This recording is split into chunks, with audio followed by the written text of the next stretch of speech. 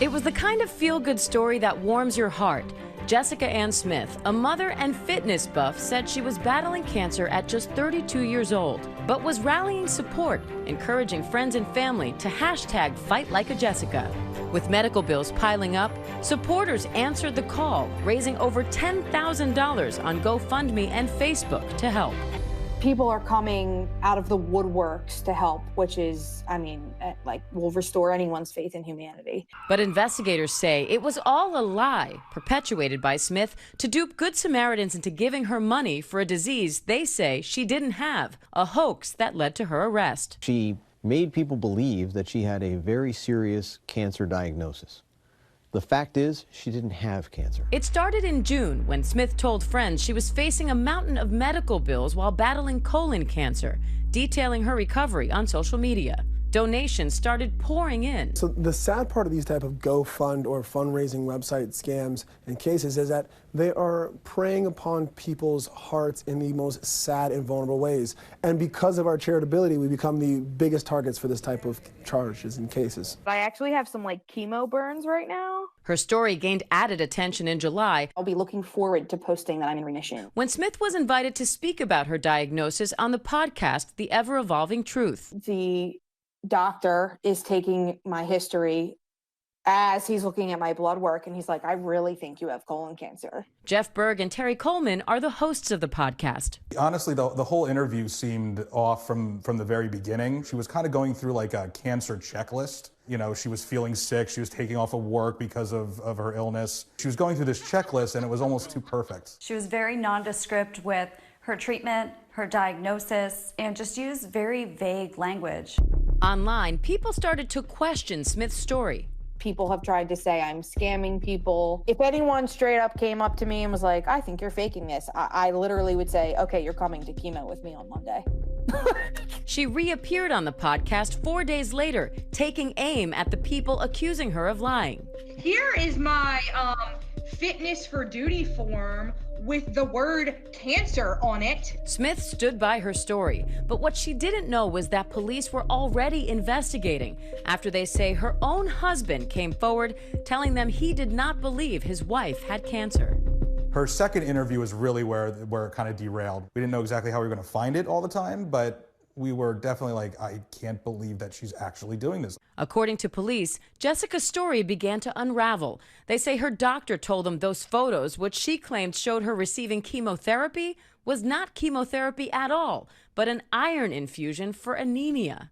Even worse, when they tried to verify her claims of having surgery, investigators say they were told the doctor Smith claimed operated on her wasn't even in the hospital at the time, and that Smith was never a patient. Jessica's worst enemy is herself. On a number of occasions, she went onto the media proclaiming the sickness of this very rare hereditary colon cancer. Her statements are going to be the most damning things against her in this trial. While crowdsourcing websites have raised billions for noble causes around the world, Smith is not the first person accused of taking advantage of people's goodwill. She's in intestinal failure, and we don't know how much longer she has. Colorado mom Kelly Renee Turner's bucket list for her terminally ill daughter went viral in 2017. Her story even made its way to the Make-A-Wish Foundation. 7-year-old Olivia Gaunt died from what her mother claimed was a rare disease, but authorities now say it was all a lie. The first child dies, the mother then induces illness on yet another child so she can continue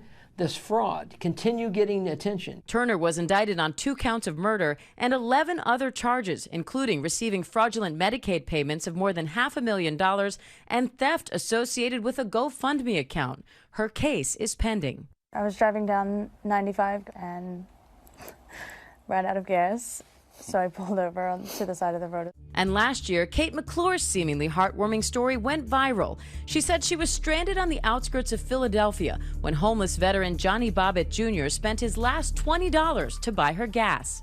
You know, she needed the help. She took the help. With the title Paying It Forward, the GoFundMe page, coordinated by McClure and her then boyfriend, Mark D'Amico, raised more than $400,000. It's like winning the lottery. But the ruse unraveled in a shocking twist. The entire campaign was predicated on a lie. Authorities say it was all a coordinated scam from the start. The cover photo on the page, staged. They say all three were in on the elaborate hoax. D'Amico, McClure, and Bobbitt conspired to pass off a fake, feel-good story that would compel donors to contribute to their cause. McClure and Bobbitt both pled guilty in federal court. D'Amico has pleaded not guilty. It's a shame because those three people really ruined it for people who really need the help. In her podcast interview, Jessica Smith criticizes the trio, blaming them for making life difficult for people who actually need to raise money. They had to refund all those people. But soon, it was Smith's fundraisers owing refunds, as both her GoFundMe and her Facebook efforts were shut down. Facebook tells ABC News that the fundraiser violated their terms and that refunds will be processed for all donors. And a GoFundMe spokesperson tells us they are working with law enforcement and they also will refund all donors. Meanwhile, Smith is facing separate charges in Delaware for identity theft and criminal impersonation of a law enforcement officer. She took advantage of people's generosity and everyone's worst fear of a cancer diagnosis to get money for herself. For Nightline, I'm Diane Macedo in New York. Hi, everyone. George Stephanopoulos here. Thanks for checking out the ABC News YouTube channel. If you'd like to get more videos, show highlights, and watch live event coverage, click on the right over here to subscribe to our channel. And don't forget to download the ABC News app for breaking news alerts. Thanks for watching.